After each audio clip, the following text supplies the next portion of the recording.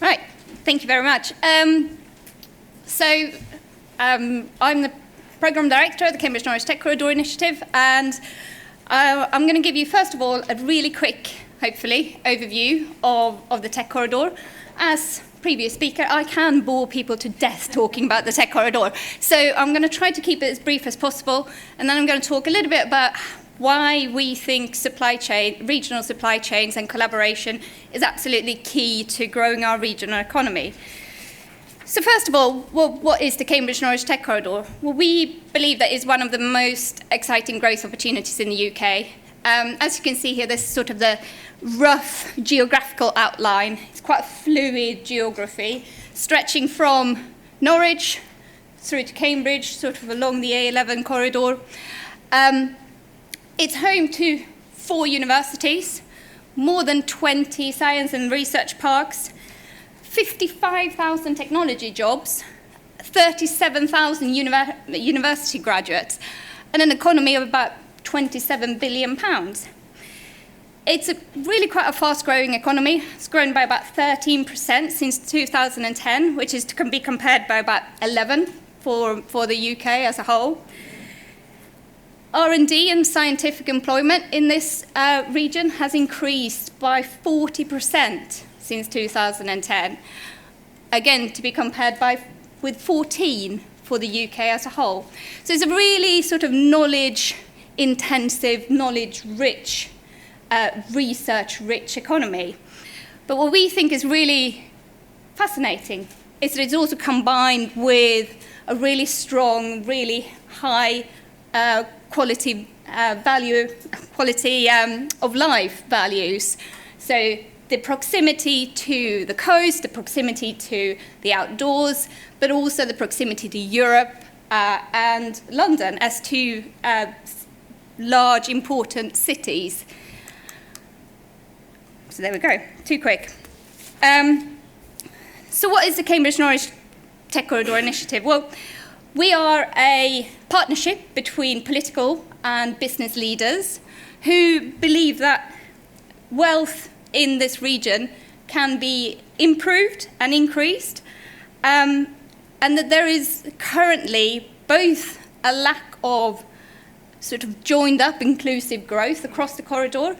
As you can see here, unfortunately Will Bridgman isn't here today, but he was the creator of the big purple sausage diagram a while back.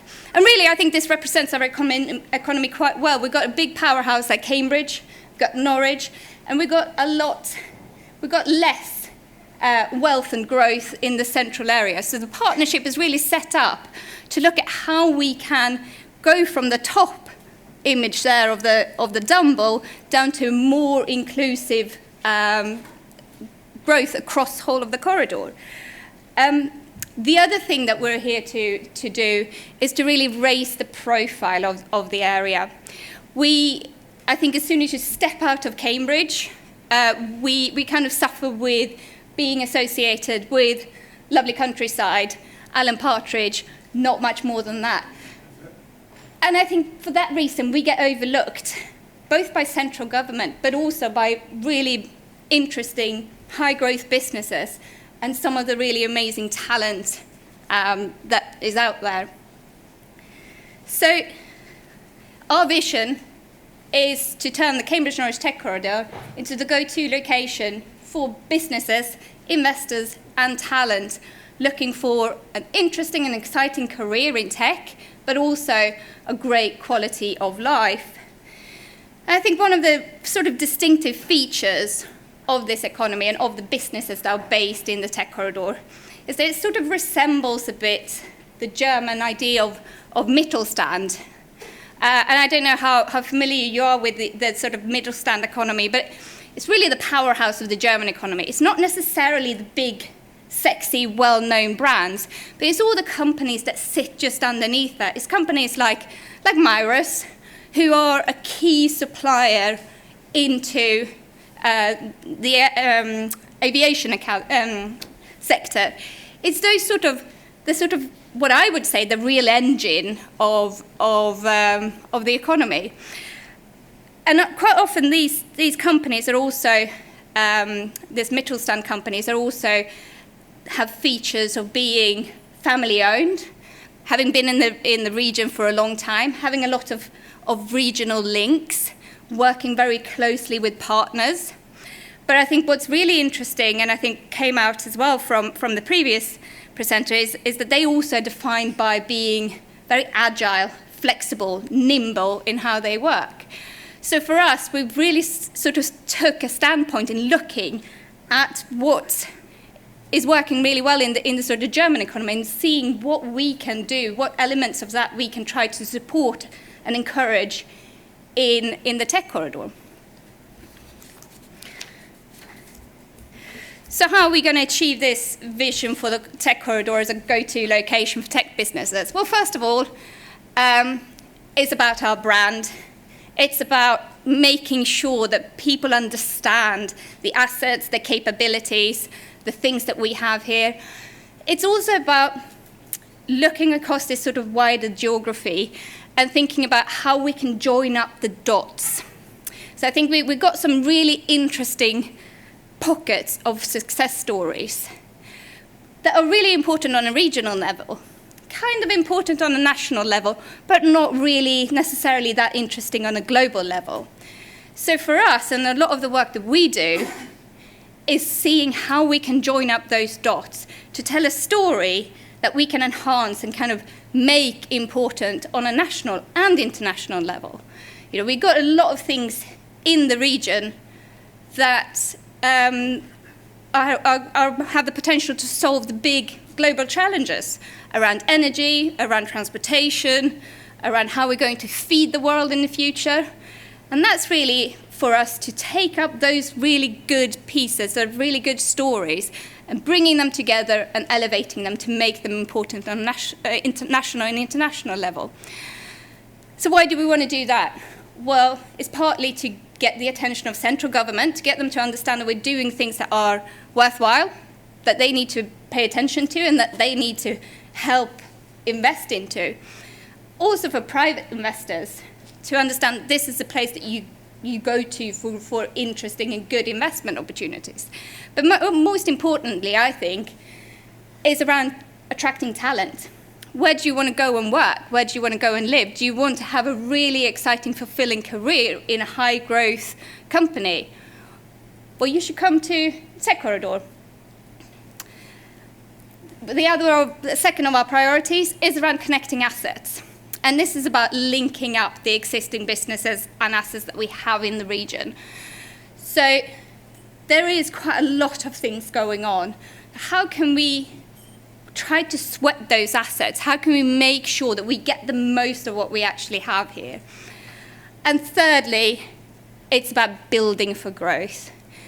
When we have companies growing in the region, when we have companies wanting to come here, how do we make sure that we have the right type of space for them? How do we make sure that there is electricity supply on the site they want to move into? How do we make sure that transport isn't the thing that is stopping a company from relocating? So this is where we have a real strength in having public sector partners from throughout the whole of the corridor who can help us with things like providing funding for a new substation at Snetterton, for example, which has helped unlock that site for additional growth. So those are quite practical things. So just looking at the idea of connecting assets, because today is about manufacturing, so why do we think connecting assets is important? Well, first of all, it's kind of coming back to a really old thing that I'm sure you've heard before about the success of Silicon Valley, and that a lot of the success of Silicon Valley was created through people and businesses from different backgrounds coming together and solving problems together. Connecting the assets is about sharing knowledge, it's about sharing best practice, it's about connecting people across different sectors and different backgrounds to innovate and to come up with solutions to problems. So technology convergence, the bringing together of technologies, the use of a technology in a new place. I think it's a really interesting example from the Silverstone Technology Cluster, who's someone we work with quite a lot. But they're saying they built this cluster platform where they were trying to connect the assets that they have in and around Silverstone. And they saw that there were quite a few automotive companies that started talking to people in the sort of medtech and healthcare industries and found that there was a lot of synergy in technologies that have been used in automotive to go into medtech. And just by providing that sort of platform for people to come together with entirely different backgrounds to solve a joint problem, they've seen quite a few spin-out companies come out of that. What else? Well, a tech test bed. Well, this is about connecting assets to actually commercialize and to test things. I think one of the real strengths we have here is we've got the research. We've got the really cutting-edge stuff that's happening in Cambridge, at the Norwich Research Park, and throughout.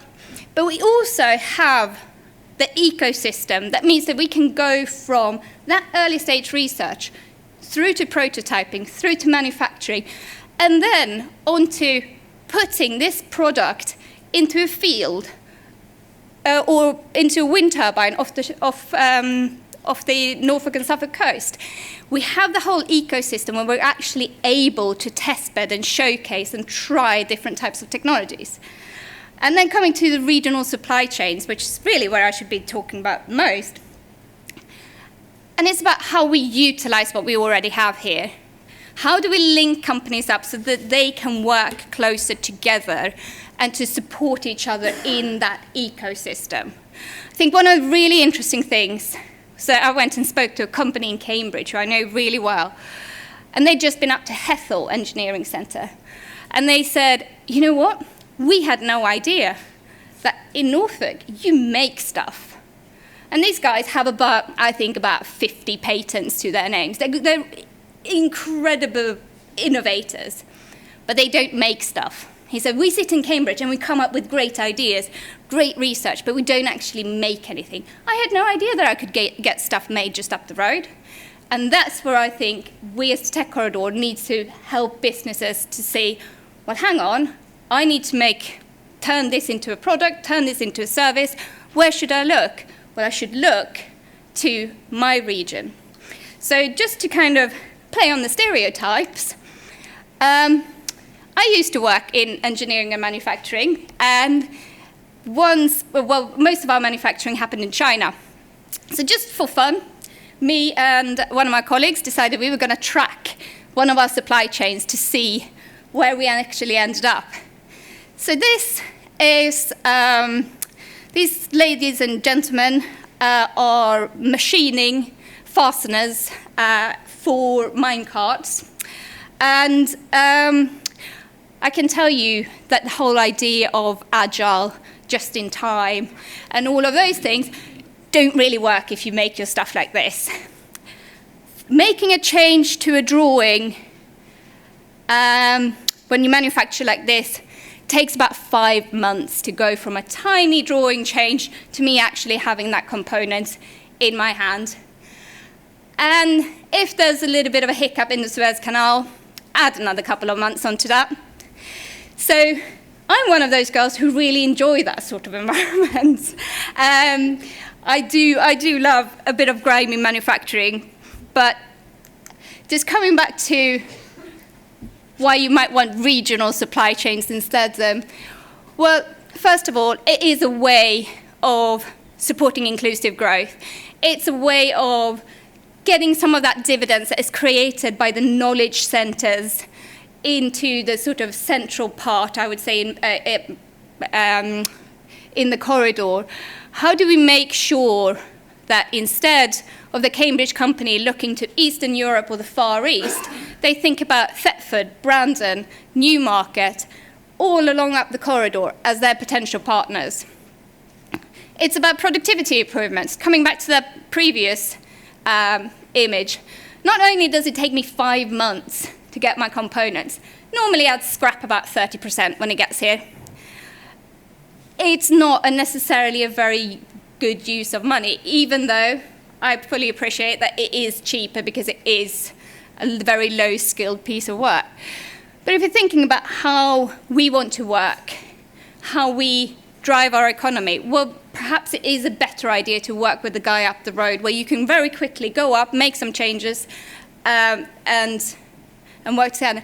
And there is obviously a lot of things we need to do, and I think what we're doing with the LEP is trying to support businesses to have that technology so they can be agile, so they can work at a lower cost base. It's about innovation. So supply chains, the reason for outsourcing is because people specialize.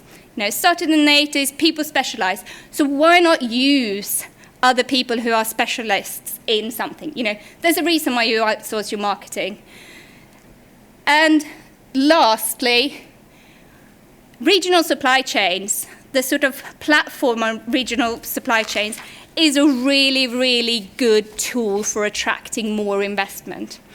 So these are some of the things that we're doing to help with this. We got an ambassador network where we're trying to bring people together on sort of an ad hoc basis. We just set up a special interest groups for businesses who would like to work closer together and to help develop this as a bigger cluster across the sectors. We will be running innovation and supply chain matching events, and hopefully we will also be able to have a little bit of money attached to that, and also be working with Hethel Engineering Centre on a breakthrough project, which is a project where companies can come in, meet collaborators from other sectors. So I'm going to leave you with that because I'm already gone over time. So thank you very much.